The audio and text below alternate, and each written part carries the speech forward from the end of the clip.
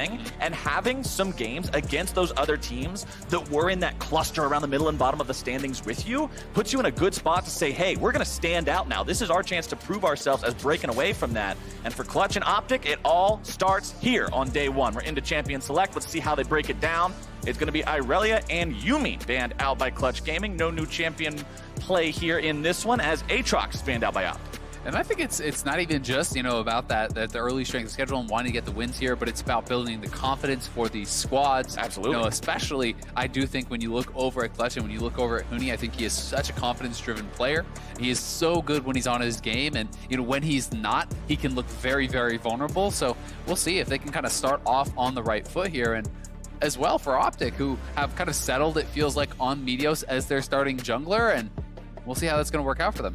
All right, Taric banned out by OpTic. Taric's the kind of champion I like to call an appetizer tray, because whenever there's some cheese in League of Legends, he's always the one serving it up. But OpTic Gaming is not going to allow anything like a Sona Taric or any sort of funneling strategy with Taric to be prevalent here, as Clutch will remove the Rise. Yeah, there has been kind of a lot of whispering about funnel strategies coming out. We did actually see one come out yesterday in Academy.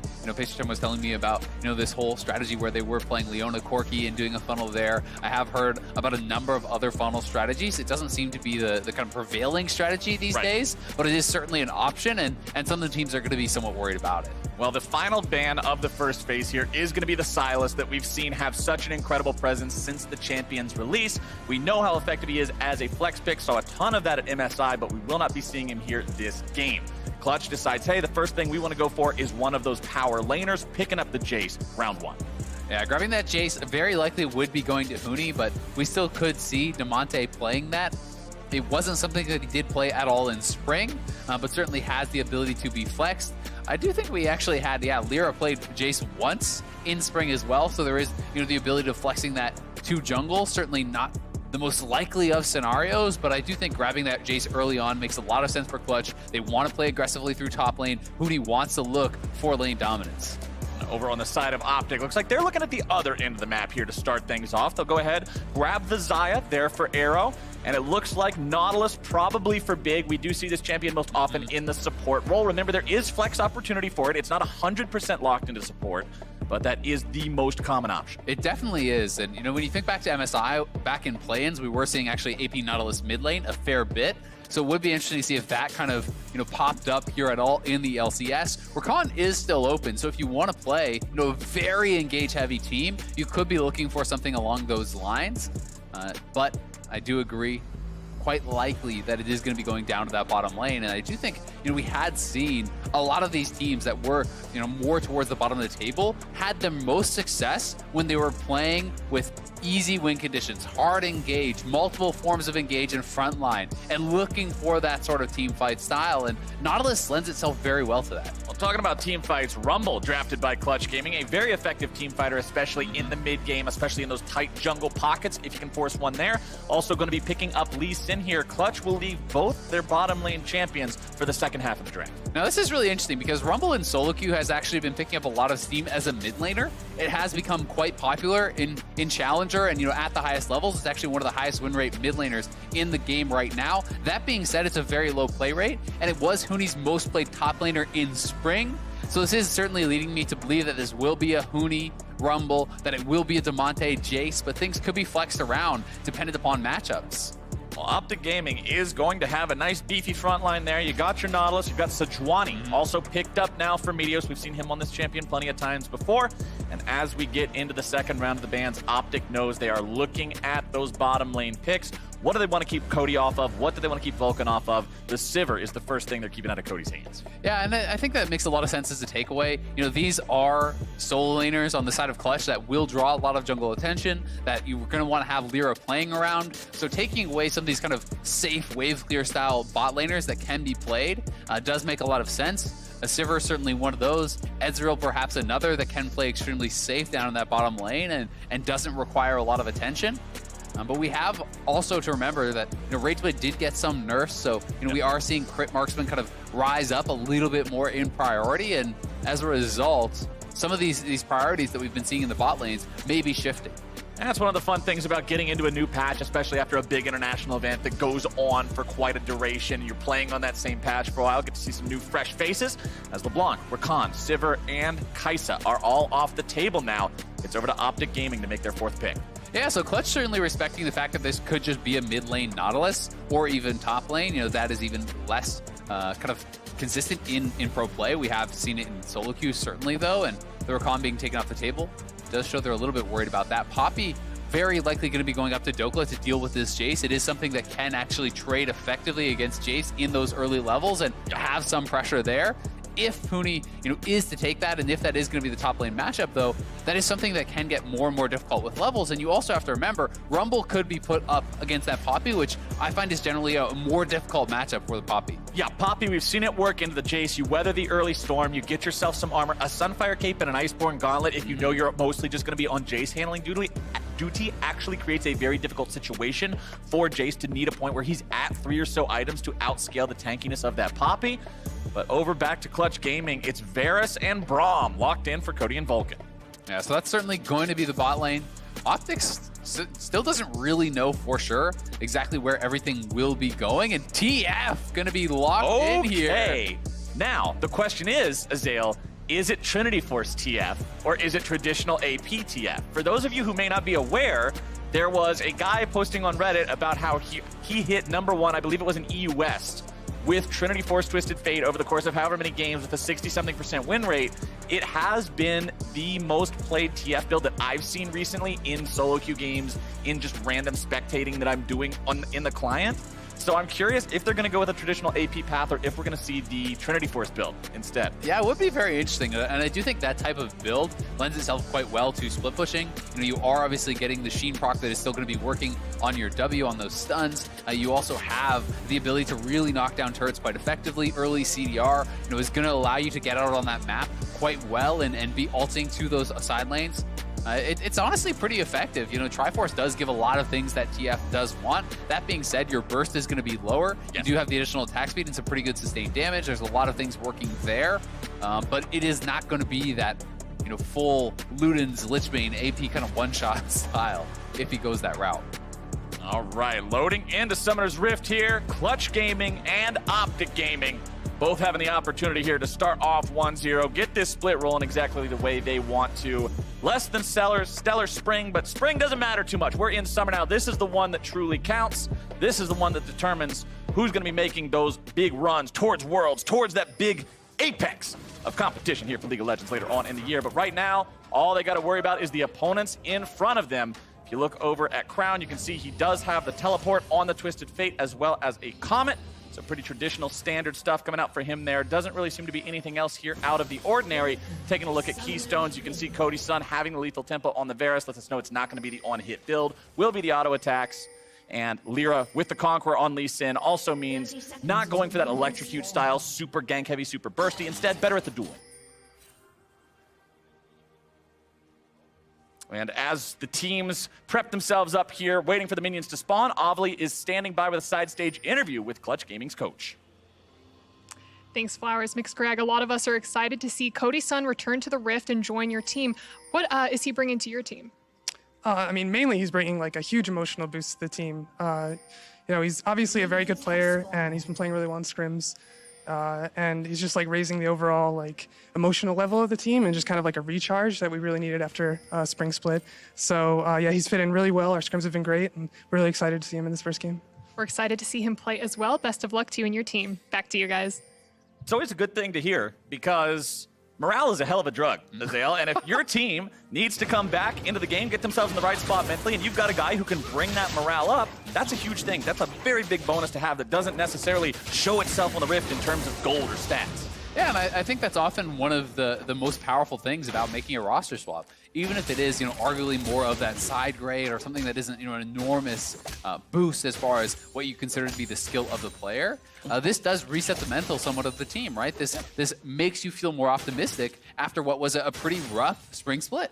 All right, let's keep track of where everybody's at here. Both junglers are starting off on their red buffs, now moving down towards their Krug camps. Remember, Scuttle Crabs, they got a little bit scared compared to what they used to be here on Summoner's Rift. They don't show up as early as they used to, so junglers' paths will be taking them towards those early Krugs to make sure they get that high-value EXP from that camp, make it respawn sooner, continue getting that high-quality farm. Lyra moving into the bottom lane here, thinks maybe there's an opportunity to make some sort of a play. No ward, no vision down from the side of OpTic Gaming. No real way to start off the fight here for Clutch either, so Lyra just moves into the enemy jungle, looks to clean up his blue. Yeah, no, I think it's a pretty nice path because he would have been there if Big were to go aggressive whatsoever, and I think that, you know, Clutch was trying to posture forward a little bit to try to bait that in. Since it doesn't happen, he's now going to be just looking simply to take this into a more vertical jungling style, and does have the potential for a 3 buff, as I don't believe he was actually spotted at all on this path, but, you know, Meteos has sniffed it out. He is over towards this blue buff, but it looks like this is something they want to try to contest. And they have spotted him on there, and Huni can roam down. You know, he has the push from the top side. Demonte has placed the ward over the wall. They know that the buff is being taken. Meteos now disengaging from this. Could be eating some damage there from Demonte, but Clutch Gaming aware of the fact that Meteos can just get himself over the wall with the Arctic Assault. Not too worried about that one. They'll give him some pain for his troubles. But Lyra will absorb the wave here in mid, waiting for Demonte to make his way back over. And it won't turn into too much else, but that does mean, as you said, Meteos gets 3 buff. Yeah, he's going to get 3 buff. You know, it did cost Demonte a little bit of farm. He dropped a couple minions of experience, dropped a couple CS, as he wasn't making that roam to defend it. But, you know, that was a risky play for Meteos to really go for, because his top lane was so pushed in. Dokla was never going to be able to actually roam to try to help in that fight. So, you know, as soon as the Clutch solo laners actually make that move, you just have to give up the blue buff. And that's kind of where you're at with a Poppy early on, before you get something like a Sunfire or an Iceborne that gives you that bonus wave clear. Yeah, you've got the Q, but that alone is not going to be able to answer the push coming out from that Rumble. So Huni maintaining that priority, always so very important when you have to consider where you're going to invade as a jungler. You can see Lyra just moving through his top side of the jungle now, but Meteos has once again found his way into Clutch Gaming territory. He'll steal away some Raptors this time. Yeah, and this is really nice, just being able to take away any camps that you certainly can. You know, Meteos, did get leashed there, but okay, a little unlucky. I mean, you don't really want to fully commit to a fight, you know, when these soul laners are so strong right now in the early game from Clutch, but anything you can kind of take away is going to feel really, really good, and Meteos is going to be happy to just try to farm his way to 6 and, for the most part, avoid conflict. You want to be there in case of counter ganks, but you don't necessarily want to be the one initiating a lot of these plays, because if Lee Sin were to show up, it would likely go very bad. Right, you consider where these guys are going to be in 20 minutes. If you're a 0-0-0 Sejuani at 25, you feel way better than you would if you were a Lee Sin, right? You're going to have that late game scaling. You're going to have that team fighting, that meatball power, as Dokla wishes he was a little bit meatier here, having to endure all that damage from Huni and the flamethrower. As you already mentioned, Huni very familiar with Rumble as a champion. The man knows his way around this one. Yeah, he really is, and this is kind of that tougher matchup, honestly. You know, you lock in the Poppy thinking perhaps Jace is going to be going top, but he does end up having to fight it out against Huni on this Rumble, and Rumble is going to have lane priority for quite a long time here. Certainly does give Rumble a fairly free lane, gives you that lane pressure. He should even be able to hold on to his teleport here and just walk back to lane. That's going to mean he's going to be post 6, and that can allow them to go for something like a dragon with that TP advantage. You can see Huni going for the Sorcerer's Shoes, fully completed first purchase. Gonna be going for that magic penetration that you often see Rumbles get plenty of very early. It means that when he does find a way to TP into the fight, he does massive damage to every squishy target on the enemy team. Now, since Dokla already has a null magic mantle, it won't be particularly effective in the laning matchup. But again, that's not really the point here. If he can get a TP into a Drake fight, into some mid-game skirmish with 3 or 4 people, that's going to be a big difference maker. But so far, still no first blood on the table. 0-0, 6 minutes in. OpTic up about 500 gold or so, thanks to the farm advantages, mostly that you're seeing there in the mid lane. Crown building that up on the Twisted Fate. Bottom side, you can see Cody off to a bit of a lead on the Jace there over the opposing Xayah, but nobody's running away with their lane just yet. Yeah, certainly nothing too crazy happening just yet. And, you know, a lot of these picks, I think, you know, in some of these lanes that are getting advantages and disadvantages are more for things that they're going to do outside of the lane. You know, when I think about the Nautilus, it's less for that lane pick. And when you're playing into the Braum, it's going to be very hard to actually aggressively engage forward. You're likely going to be punished very, very heavily if you do go forward for that type of a trade. But what it does give you is consistent engage coming in that mid game. Big trying to engage here on the bottom side to Cody's son. Twisted Fate making his way into the fight. There's your stun, your gold card. Flash out from Vulcan. Ignite is ticking away. Here goes Meteos. From behind. Remember, there is no ulti, but it is not required. Cody's son is going down. Ladies and gentlemen, it's a double kill for OpTic Gaming. Yeah, the cleaning crew comes in, and now Huni arrives. Huni shows up. He drops the red carpet. He's going to be inviting in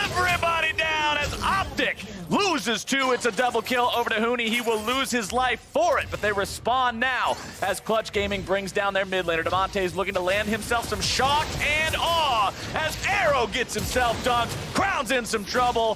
Wham! Bam! There you go. That is Lyra getting number 4 for the side of CG. Yeah, Lyra playing that so well, just waiting out that gold card. Once it expires, he goes in with the E-Flash, guaranteeing the slow, and this is an explosive fight. They go for the engage because TF is moving down, because they have that support coming in. And there it is, TF ultimate straight in, gold card ignite goes down. Meteos already wrapping in behind this team, has the flash, Q flash, nails both of those Clutch members and is able to clean this up. And then as Huni comes in, it is the 4v2, so they decide to go for this play, but the equalizer under the turret, Huni getting so much damage out onto Meteos and Big, roasting them up. And it does allow Lyra, with Conqueror fully stacked, to try to extend this play. And you can see Crown holding onto that yellow card for quite a long time. That stun card was available. And Lyra is staying out of range until it expires, then Ward Hop. E-Flash gets the slow on both. Demonte comes in, and they clean up the kills. This is exactly why I mentioned those Sorcerer shoes for Huni. Yeah, the Poppy, she's going to be immune to it. Who cares? Those are his butt-kicking shoes, and he kicked some butt in the bottom lane as soon as he made that teleport happen. Clutch Gaming currently with a lead. Seeing if maybe they can find even more here, trying to make a move on to Dokla. Good time in there coming out from Lyra, making sure he's able to follow his opponent past the blast cone. Equalizer comes down underneath the turret. Huni says, we're not stopping, man. Dokla says, yes, you are. And Clutch Gaming has to get out of town. Yeah, nice sidestep there from Dokla, preventing any potential continuation on that dive, and he's regened up a lot of health. OpTic as well, gonna just take this opportunity to grab themselves a dragon at the same time, and Dokla wants more! Lyra sticking around a little bit too long here, being rather greedy. Will not be completely punished for it, only taking most of the way towards dead, but you gotta be sweating a bit after that. Yeah, that was actually really close. The smite for the heal, and Dokla was about 2 seconds off having his ultimate back. That would have been a kill, and that's one of those ones that can be pretty embarrassing to give up a silly death like that. Also worth pointing out, if you look at Lyra's itemization, he did go for the power clear least in strategy straight into the Tiamat. Did not bother getting the advanced jungle item to enchant the smite, not going for the immediate warrior that you often see on the Lee Sins. Wants to be able to farm up against an opponent like this Sejuani that will be outscaling it. Yeah, and look at this rush on Merctrez as well, right? So in early tier 2 boots, he has that Tiamat. This is a nod to how much CC there is over on the OpTic squad. Yes. Nautilus, TF, Sejuani alone is very, very rough with that, but then you add in Desire Root, you add in the stun as well on the wall from Poppy. So Merctrez are extremely important in this game. And it's the same reason you see Demonte taking cleanse here on the J. So this is a lot of power clearing and also going to kind of enable Lyra to move around the map more quickly and have a little bit more playmaking, as he won't be so locked down by all this CC. And once again, you saw Clutch stepping up a little bit there, just tempting OpTic. Hey, do you want to engage on us? Look, the Nautilus hook would be so easy. Lyra just beyond the shadows there, but the bait will not be taken. OpTic recognized they wanted to get their support back to base, given the opportunity to shop up here a little bit. Yeah, and it's just so tough because even if it's a 2v2, you know, if Nautilus goes in and Braum steps up, then you proc the concussive blows on the Nautilus. He has no way to get back out of that, so it does become a very dangerous engage. I think the only time you're really going to see Big going in is if they're at a massive advantage or if their jungler or mid laner is coming down. So, you know, it's kind of hard to pull off those baits when you have the stronger 2v2, since there's not really any reason for you to be looking for them. Lyra now looking for the Rift Herald, seeing if maybe they can grab themselves a free objective as Demonte walking around in the river. Big walking up to face check this one. Twisted Fate ultimate, gonna find out exactly where Clutch Gaming is hiding. Lyra getting himself away now as Crown goes for the teleport in here to the top side. Huni gonna be the target here to start things off. Dokla trying to provide some follow-up damage, but the rest of Clutch Gaming has arrived. Demonte jumping in, able to find some damage. Now it's gonna be a lot of CC brought down onto the Clutch Gaming lineup. Vulcan's on the front line, but a nice shock blast gonna find its way onto multiple members of OpTic. Lyra goes into the back line, gonna be killed instantly as Meteos barely walks himself away, but OpTic has low health, low mana. They're about to lose their Nautilus. A nice Spider-Man hook gets him away, but Crown is gonna be tied up by the chains of corruption into the concussive blows. One more shot will do it to it, and Cody Sun finds his first kill of the game. Yeah, Cody Sun quicker on the roam there. The bot laner arriving means Clutch is going to take over that fight. And they only end up losing Lyra. I do believe they can pressure this top lane turret pretty effectively. Likely going to get themselves a turret plate or two up on the top side and open up themselves a lead. So, This is one more time the pro view point of view here for Crown on this play, looking with that TF ultimate for this play up onto Huni, and you can see them communicating with the pings here. Remember, this is a multi-language team, so sometimes that will be the best form of communication. And that equalizer, while it didn't look very effective in the initial play, you can see how it did it effectively buy some time. Crown having to kind of back out, move around, and as they know the rest of the team is arriving, it was a full-on retreat here for OpTic, and Crown kind of getting caught out, hanging around a little bit too long here, perhaps losing track of the fact that Cody Sun was about to arrive means he gives up his life as well. Situation looked good. He only had a couple of opponents with 200 HP left. No one was going to walk close to a Twisted Fate like that, but Cody is the thing that tips the scales in the favor of Clutch Gaming. They're now 5-4, up about 300 gold, but you couldn't ask for a much closer game here at 13 minutes. No, I mean, it's very, very close, back and forth, and it is worth checking in on Crown's build. This is the more kind of standard old school style build. This is more of the engage heavy TF. There are kind of multiple schools of thought on how to play TF. People generally either rush heavily for Ludens, for the heavy CDR, go Lucidity, try to make plays non-stop around the map. And then there is the more defensive Roa Zonia's build, which is going to allow you to make those initiations more aggressively. But you will, exactly, you're right into the middle of the team, you're tankier. But you don't have the ability to go for those ultimates nearly as often because you're not building up a lot of early CDR. You know, at this point, there's 0 in his build, so he's just going to have the 10% really from his runes and perhaps another 10% from those masteries. Well, the scrap in the river the last time we saw these teams colliding meant that nobody was able to take Shelly. So since Rift Herald is still on the table and turret plates are falling in 2, 1, they are out of there. That means that there will not be any bonus Shelly gold for those this time around. So no opportunity to eke out a bit more of a lead through that, but the Rift Herald still available for another 5.5 minutes or so. OpTic thinking about maybe making a play if somebody from Clutch Gaming steps up a little bit too far here in mid lane, but no opportunity. But the Drake is live. Yeah, and it seems like OpTic is happy to say, okay, if you want to go for Rift, we're just going to trade for another Dragon here.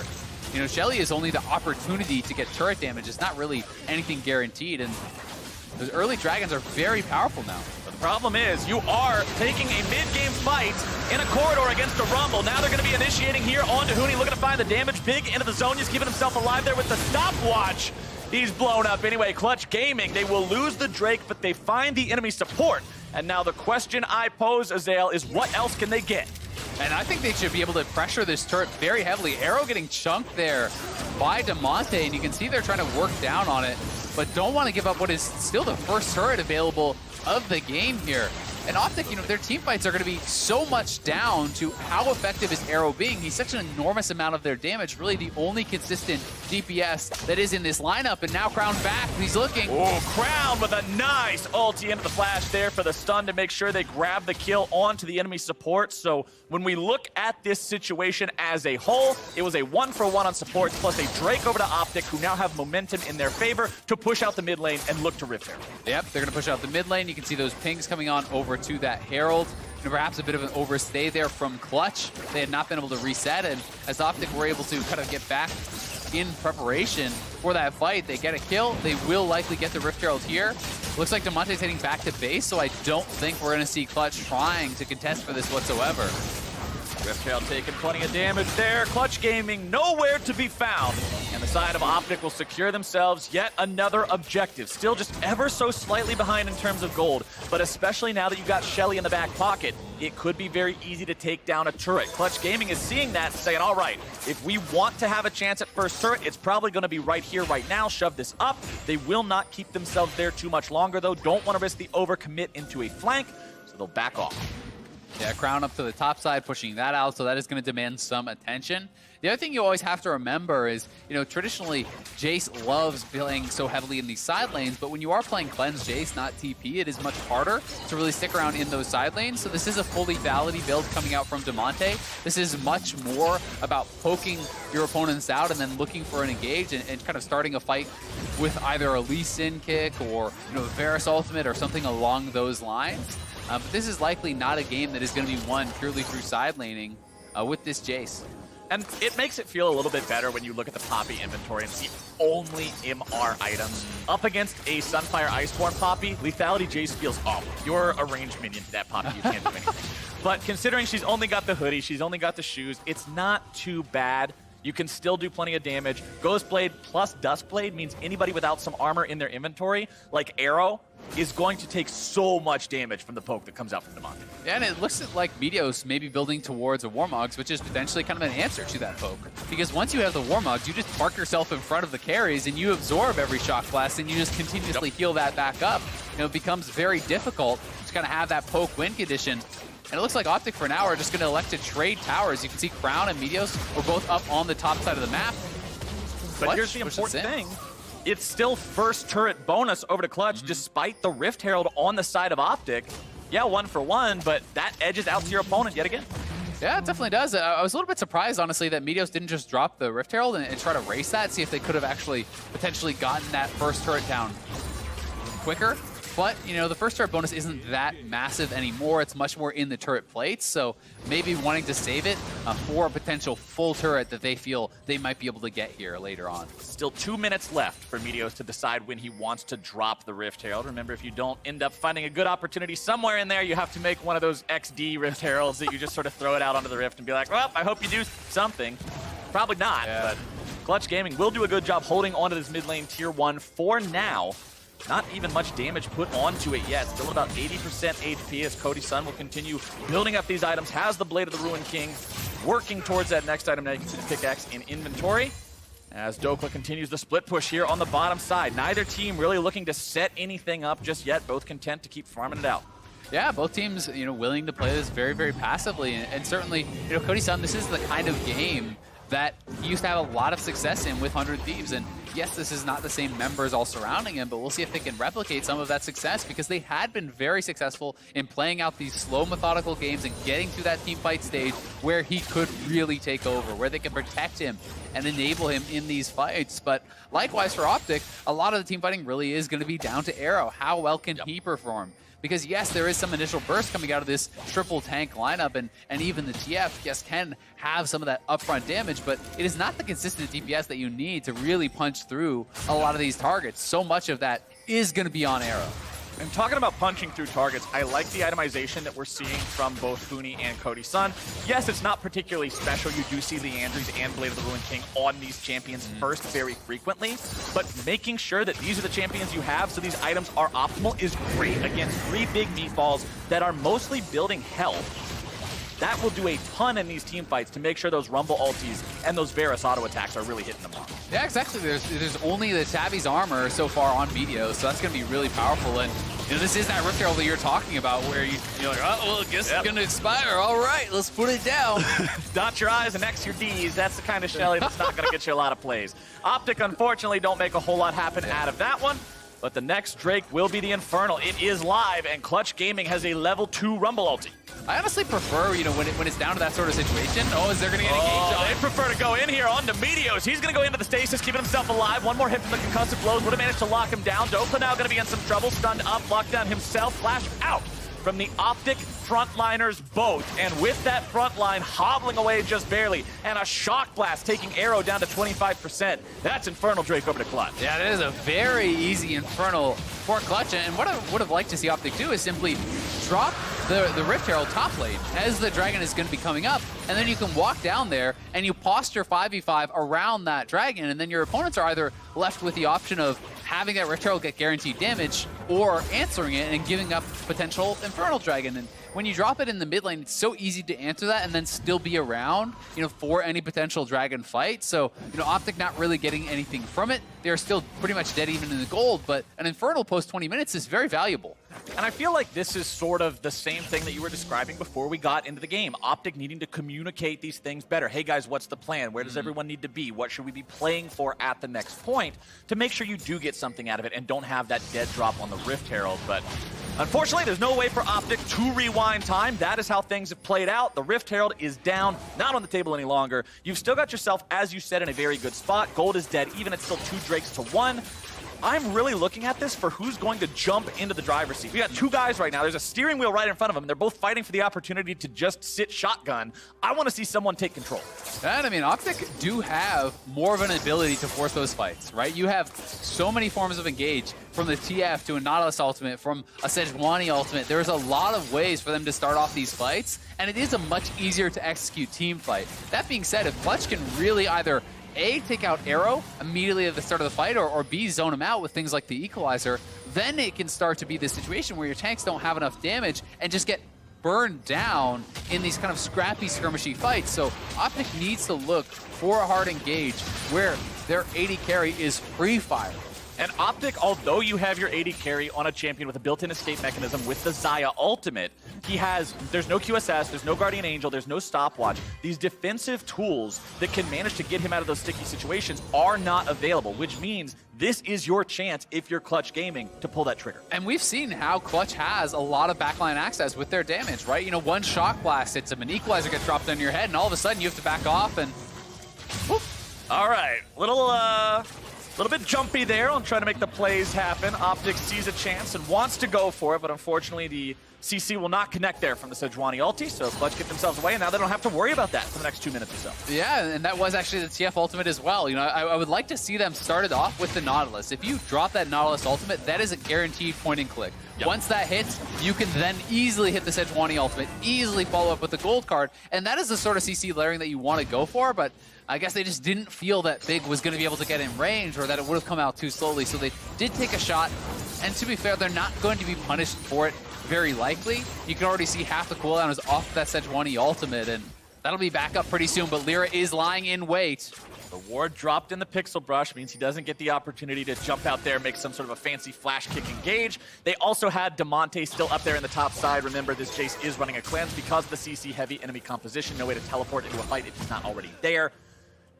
Didn't figure it was worth the risk. They'll back themselves away. You can also see the inventory of Damonte. Phage now next to the 2 lethality items means he's working towards that Black Cleaver, so he will be effective. If he has to shoot at this front line that is going to be tankier, he's not going to be completely up the creek. Yeah, and he's going to be on full CDR with that build. Just from items, he will be sitting on 40%, which is going to mean those shock blasts are coming out constantly. So, you know, certainly has the ability to really change a fight with just one shock blast, kind of snaking through to that backline, catching Arrow or Crown. But OpTic, you know, playing well around Vision. They're grouping up with their front line, and that is one of the kind of big advantages with playing with all these tanks, is you can walk in Meteos and Big, and these are not guys who can just get one shot if there is Lee Sin sitting in that brush, so they continually are moving forward, trying to fight for Vision around this Baron, and at least keep some semblance of control in that area so that Clutch cannot sneak down that Baron.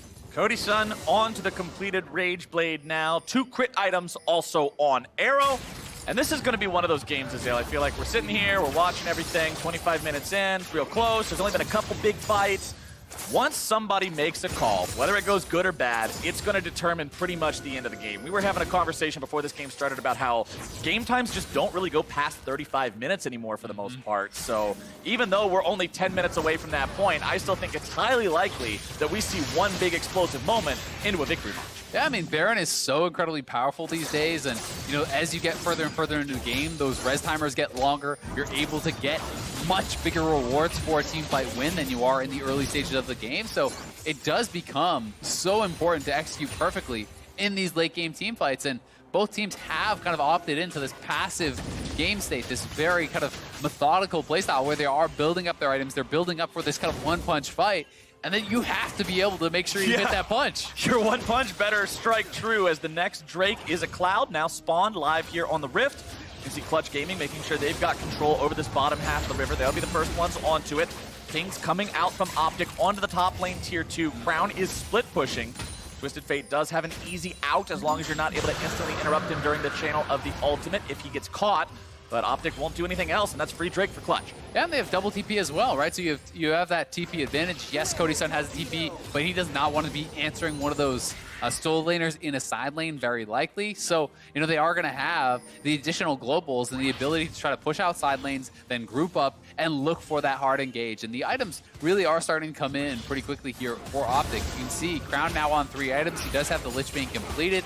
So his turret damage and his kind of one hit on that W are going to be very, very high. And they are lying in wait. If Clutch check into this, they could get engaged on. But OpTic backed away. They didn't want to completely try to set the trap there. Clutch Gaming do roll in full force to clear out some of that vision. There is one still there around the Scuttle Crab marker in the river. But OpTic just seems so hesitant to want to make any sort of a fight happen after that last attempt got botched. Big on the front line, looking for an opportunity to maybe drop an ult. Meteos making sure no one is going to see him there in that brush. Demonte and Lyra moving in to steal away the enemy red buff. But now we're starting it off. Meteos is able to find himself an ultimate onto Vulcan. Clutch Gaming now coming in full force as 5. Equalizer dropped down.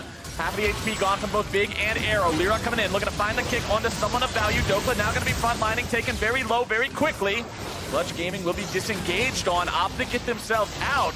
And this is the issue with these teams waiting so long between each and every fight. Summoner spells are always available. Disengages are likely to happen. Yeah, but look at Huni and Lyra here threatening a flank. They're trying to wrap around and pressure OpTic off this, but they're going to TP back in. They're looking for it. Here comes OpTic with their own kind of a flank. It's going to be Lyra in some trouble. There comes the ulti. Arrow's able to grab himself 1 kill, and it looks like he's going to make it even more. Vulcan's going to be dropping down quickly, and Meteos picks that one up.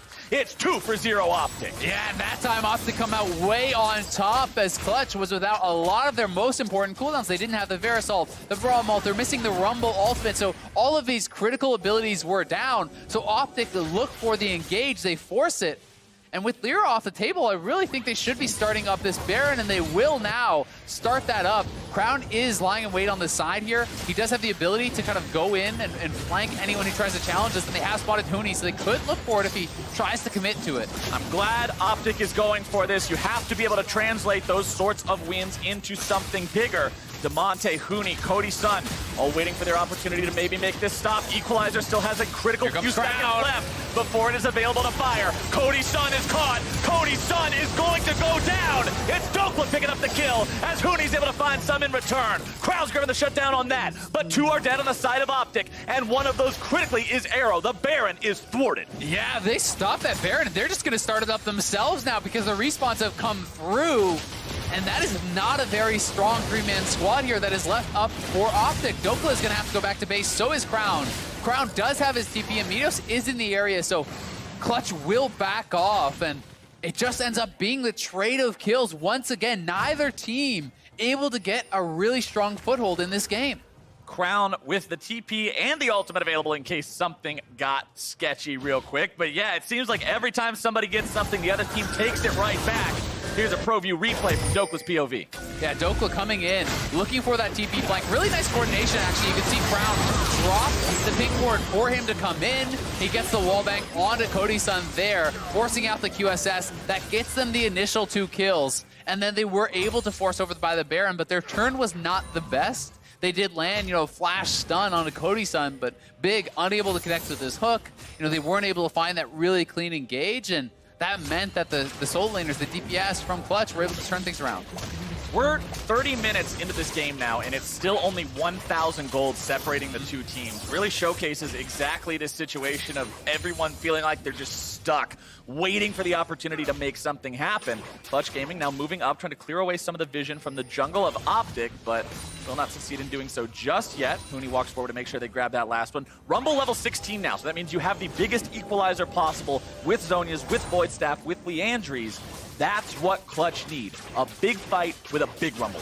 Yeah, certainly the case. And it does feel like now for OpTic, what they're going to try to do is get a fight that is not fully committed, back off with their double Warmogs. Frontliners regen, then look to re-engage. If you can get that equalizer out, back off, heal it up, look to fight again, your kind of next fight is going to be much more powerful than that of Clutch, who I think are more reliant on those things like the equalizer to really have an effective fight. And Arrow now is on his 3rd item. He has the IE. Meteos flanking from the side here, has ult. Meteos shows up. He's able to find the ulti onto Vulcan.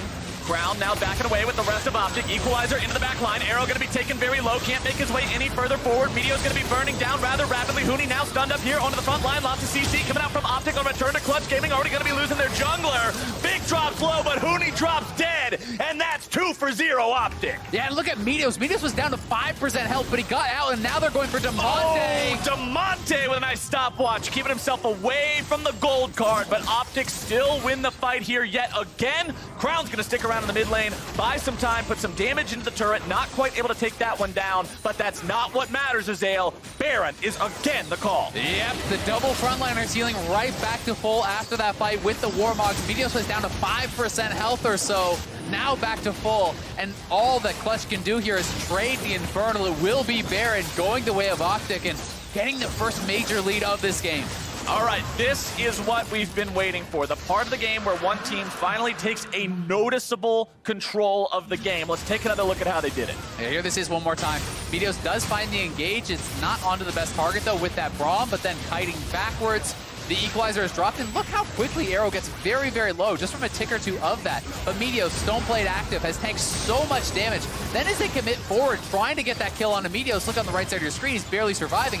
Arrow is free-firing. You cannot afford to commit all those cooldowns and all of that energy forward onto one of the frontliners. It allowed Arrow that free time he needed to shoot out and take down Huni as well as Lyra. And this was honestly just a great stopwatch from Damonte, immuning that gold card, waiting till it was out in the air and then hitting it so that the gold card fizzles instead of it still being ready for when that stopwatch ended. Yeah, that was a very impressive response there from Damonte. Couldn't have done that much better. Even got the shock blast out before he went into the stasis, but unfortunately for Clutch, it's not enough to prevent their opponents from being able to get the Baron. They're now in a spot where OpTic has 2.5 minutes to take control of this game in a super convincing way. You've still got 3 turrets standing outside the enemy base. That's a lot of standing gold, plenty of opportunity to build a lead. Equalizer dropped down. Arrow forced into the ulti there. Nice cue from Lyra to make sure of that one. While bottom side, Crown keeps click pushing. Exactly. All they had to do was back off, buy time, but you can see how powerful that Rumble is. Really, it's a tick or two of Equalizer, and Arrow's almost dead. He basically has to back off. Yeah, that was his Hex Drinker proc, so pretty insane the amount of damage put out there, but without that Equalizer, Huni is certainly much less threatening, and the ability to play the map with this Baron buff is so powerful. Uh-oh, they got some trouble on the front line now as Meteo's going to be taken down to 5% here yet again. Throws out the ult defensively. Cody Sun going to be forced to pop the QSS there to continue the chase. Warmogs. Lyra's thinking about it, but yeah, Meteos will quickly be healing up. Look at that. The Piggy is back in business as Meteos is once more ready to frontline here for his team. The power of Warmogs against a team that wants to go all in on you like that. Arrow's down to half HP. Lyra still looking for an opportunity to maybe grab a kick, but there's only so many good targets, and by that I mean 2. Crown and Arrow, the only guys you really want to go in on here. Shock Blast finds its way onto Arrow, but the Equalizer angle is ever so slightly off. Arrow does a good job running diagonal to what he thought it would be and gets out alive. And that was a blind Equalizer. Huni was fishing for that. They knew the Shock Blast landed, so he decides to go for it. I mean, if you hit, probably 1 tick kills Arrow there. Yeah, for sure. So he would just go down. So I do think it's worth taking that shot. And honestly, Clutch, this double Infernal feels like it's really kind of keeping them in this game. You have 4 people stacking AD and AP with this Lee Sin, as well as, both double damage soul laners. So they really do put out a ton of damage. And here this is one more time. Shock Blast tags. They don't know exactly where he is, so it is a blind Equalizer. He drops it, and that was inches away. Yeah, if it was aimed more horizontally, it would have hit him. And because the Rumble Equalizer does more damage on the first tick as the rockets fall, I'm almost certain that would have been a kill. Yeah, and I mean, it guarantees the Comet hit because of that initial slow as well. So, certainly can be, very, very powerful. But OpTic, not able to break the base with this Baron buff. That's going to expire. Yeah. They took some outer towers, but that's really it. This was not lethal damage whatsoever. And yes, they have a 5,000 gold lead, but at this point in the game, double Infernal with 4 main damage dealers, the gold lead is basically nothing. That is worth a tremendous amount of stats. I blame myself, Azael, for saying this game would be over by 35 minutes. I set it up. I messed it up. I cast or cursed it. Yeah, it's okay. It's my bad. We all have those flubs sometime, but now it's up to OpTic again. 5,000 gold ahead. You've still got yourselves a nice lead. You've still got a very difficult to kill front line. But the name of the game, as you've said so many times, is Arrow, Arrow, Arrow. If he can free fire, they can win a team fight. If he's zoned out because he's at 2% HP from a single Equalizer, things are rough. Yeah, and he does have a full Maw completed now. I would like to see him just go into some lifesteal, honestly. Yeah. Yes, you cannot build the Warmogs, but you can build a Bloodthirst, so you can build some lifesteal, bro, and heal back up. when you do get poked down, go over to a jungle camp, and he may just be relying on things like Legend Bloodline more heavily to try to, kind of compensate for that lack of lifesteal in the build. And this certainly is a higher DPS build. But it is tough when there's so much poke on the other squad. If you are not blocking perfectly, you're in trouble. And now the TP is coming in. They're looking for the engage. Huni's going to be behind him. Clutch Gaming has started things off, but Huni is alone. A nice ulti coming out there from Crown to spot them out and see exactly what they're doing. They recognized it looked funny, and they knew exactly what was going down. As now Huni will be locked down, but returns plenty of damage with the Flame Spitter. Big's in some trouble, having to get himself away. And OpTic's plan goes south. They will lose their support, but in the base, it's Crown. Top side, he's taken down the inhibitor, and the rest of OpTic will now try to stop the ports. If Damonte can get himself back, he'll at least be there in time. He will make it back to the base, but OpTic has won the fight. Yeah, all they had to do was really buy time there, and they get the inhibitor tower and the inhibitor. So, well, it did require Big kind of just giving his life for the cause. Well worth it, and Huni now in trouble. Huni's going to be taking quite a lot of damage here as Dokla's looking to knock someone away, make this fight work out. Vulcan on the front line. Meteor's continuing to chase. Arrow with the only damage here, but now OpTic's in some trouble over the wall. They go, they're looking to find even more damage. Lyra's going to be blown up in retaliation. Dokla tries to get himself out. Arrow takes down Lyra. Yeah, but that's the only casualty. Lyra, though, that was a beautiful kick, helping to turn that around. That could have been devastating for them. But he gets a three-man kick, and now Huni gone. Stop, Azale. Meteor's now able to take down Huni. Vulcan barely getting himself out. Huni continuing after him there with the flail, manages to stun him up DP with the blast zone, gets him away. Here comes Crown, here comes the redemption. That's not going to do anything because he got away with the teleport anyway. Meteos comes in with the whip saying, get back over here. There's Big, he's got another one. They finally got enough to bring him down. Good Lord, man, how long is this fight going on? They're coming out of the woodwork left and right. They're behind you, they're above you. OpTic is everywhere, and they're closing in on closing out this game. Huni, 25 seconds on his res timer, over 30 seconds on Vulcan. Second inhibitor will fall.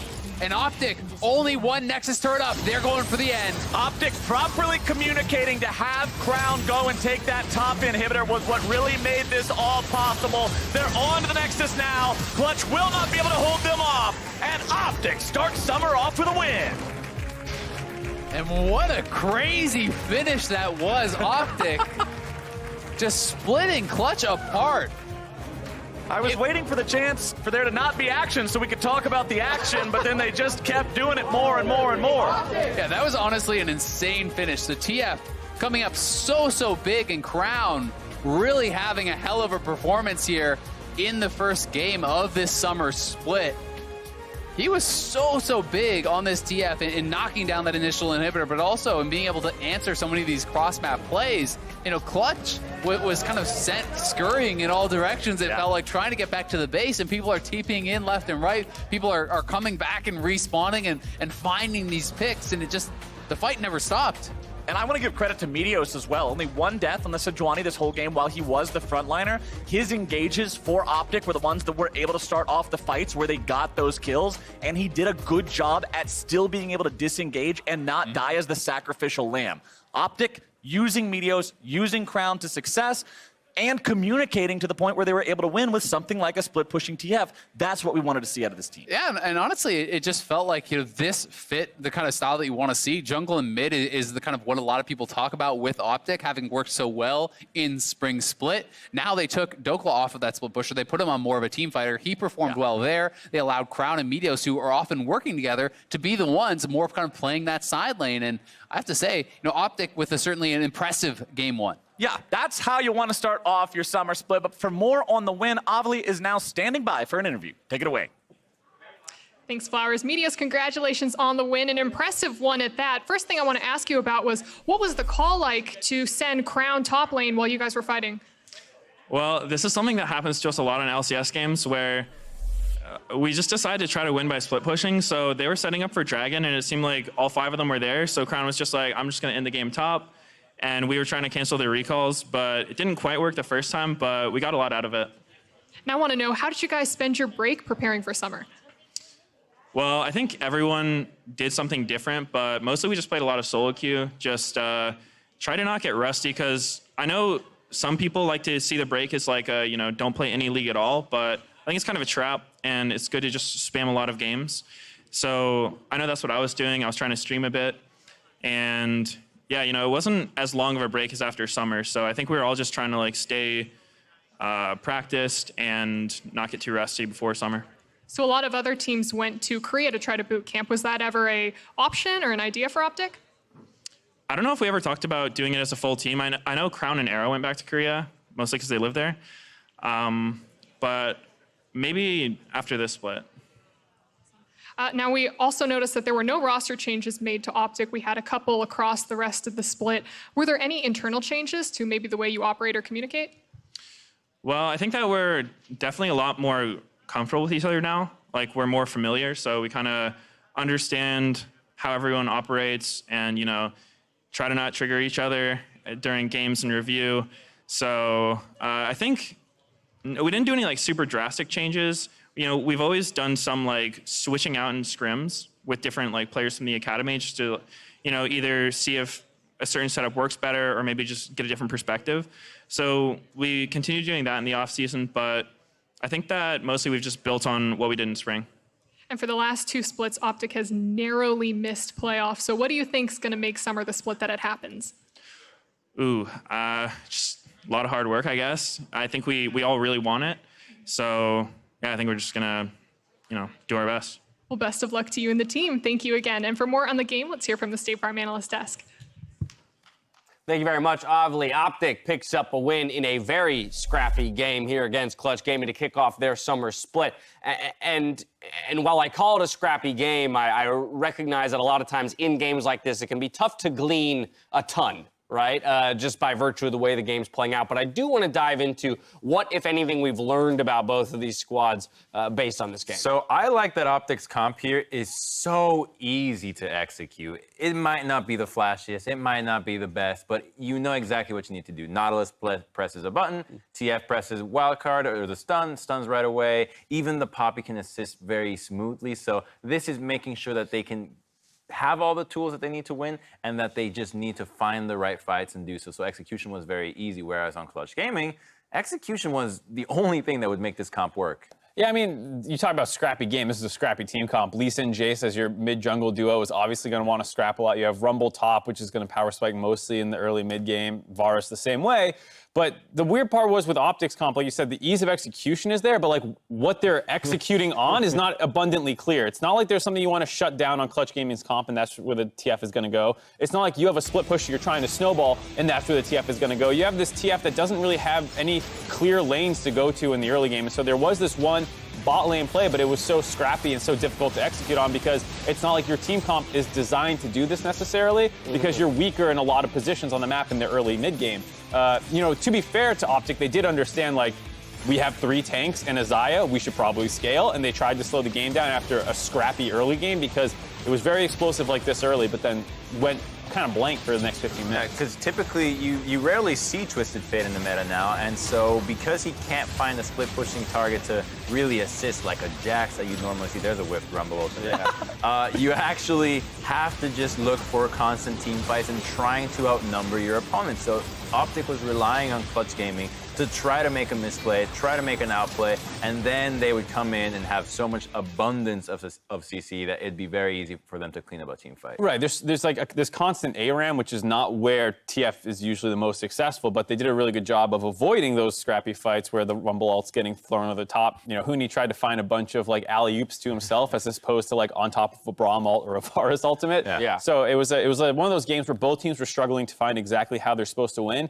And I think what OpTic did at the end was very intelligent where, well, TF eventually gets strong enough. He can split himself, and no one can match him, really. And they also already got the first Baron of the game. So I did think OpTic eventually found a way to win with their comp, but it was slow going. Yeah, I think if anything, the composition for OpTic answers, or at least begins to answer, maybe some of the questions that Azael raised around their playstyle from spring. Generally focusing around Dokla a number of times, but then not giving him the time or resources to capitalize on the position they've put him in. This time around saying, you know what? Who are the players that we should really be investing in? And in this case, Crown is still one of those players that is worthy of the gold on the map and being given that time. I saw a little bit of his POV. He still has it. Mechanically, he's great. His pacing is amazing, but you're playing TF, which is a champion that's actually supposed to help your side lane. So I know that they're deviating away from helping Doka, which is fine. It's completely fair to take a different route that other teams are playing. But when your champion's inherent ability is to help it out, you might as well start messing with different champions that don't necessarily focus so much on helping the silence that can help yourself a little bit more, because you're not getting the most value doing that. Final thoughts? I think the overall idea of what they're doing is fine. This just wasn't quite the right game for it. If you're up against C9 or Huni was playing a more split push focused top laner, this comp makes a lot of sense. Tank for Dokla, you're not going to help him anyways. A playmaker for Crown is great. It was just, maybe a different pick here or there. But I like the idea of OpTic going this late game team fighting team. Yeah, well, OpTic and Meteos says that the off time or the off season has just given them more time to get on the same page as a team. Coming up next, though, we've got Golden Guardians and Echo Fox who are loading onto the Rift. If either team won over your heart through their late spring surge, pick up a team pass to show your support. Teams get 50% of the proceeds, and you get team icons, an LCS chroma, and an emote, so you can complement that Baron steal with your team's logo. Pick up yours today and meet us back here for Game 5.